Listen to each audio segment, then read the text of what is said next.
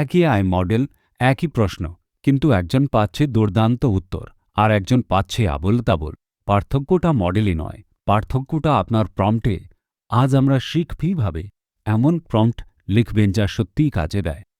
ভাবুন তো, আপনি একজন দক্ষ অ্যাসিস্ট্যান্টকে কাজ দিচ্ছেন। যত পরিষ্কার করে বলবেন, কাজটা ততই নিখুঁত হবে। আয়ের ক্ষেত্রেও ঠিক আইকিভি নিয়ম খাটে।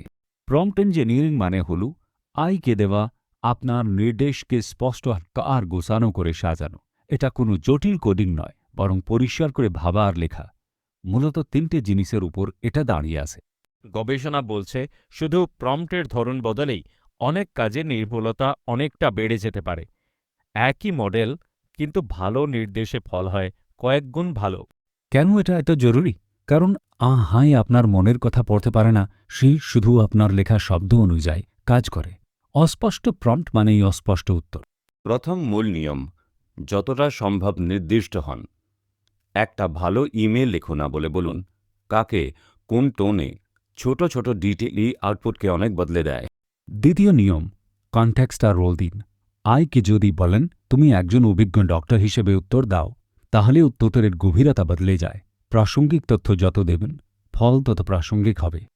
একটা উদাহরণ দেখুন, বাঁ দিকে দুর্বল প্রম্পট, ডান দিকে শক্তিশালী প্রম্পট, আর তার ফলও একদম আলাদা। পার্থক্যটা চোখে পড়ার মতো। তৃতীয় নিয়ম, উদাহরণ দিন, যাকে বলে ফিউ শর্ট প্রম্পটিং। আপনি যেমন আউটপুট চান তেমন এক দুটো নমুনা দেখিয়ে দিলে আয় ধন্যন বুঝে নেয়। জটিল কাজে এটা ভীষণ কাজে দেয়। একটা মজার তথ্য, শুধু let's think step by step এই কয়েকটা শব্দ যোগ করেই গণিত আর যুক্তির প্রশ্নের বিরুজটা অনেকটা বেড়ে যায়। ছোট্ট কৌশল, কিন্তু বড় ফল। বড় ফল। একটা বাস্তব উদাহরণ ভাবুন। দুর্বল প্রম্পট, ছুটির প্ল্যান বানাও। শক্তিশালী প্রম্পট, দার্জিলিংয়ে 3 দিনের পারিবারিক ছুটির প্ল্যান বানাও। বাজেট কম, সঙ্গে খাবারের সাজেশন দাও। এবার কিছু ভুল ধারণা ভাঙা যাক। অনেকে ভাবেন বড় আর জটিল প্রম্পট মানেই ভালো প্রম্পট, যা মোটেও সত্যি নয়। পরিষ্কার হওয়াটা লম্বা হওয়ার চেয়ে অনেক বেশি জরুরি। আসল কৌশল হল ইটারেট করা, মানে বারবার চেষ্টা করে প্রম্পটকে ঘষে মেজে নেওয়া।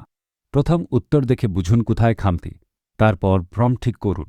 এই অভ্যাসই আপনাকে দক্ষ করে তোলে। মনে রাখবেন, প্রম্পট ইঞ্জিনিয়ারিং কোনো জন্মগত প্রতিভা নয়।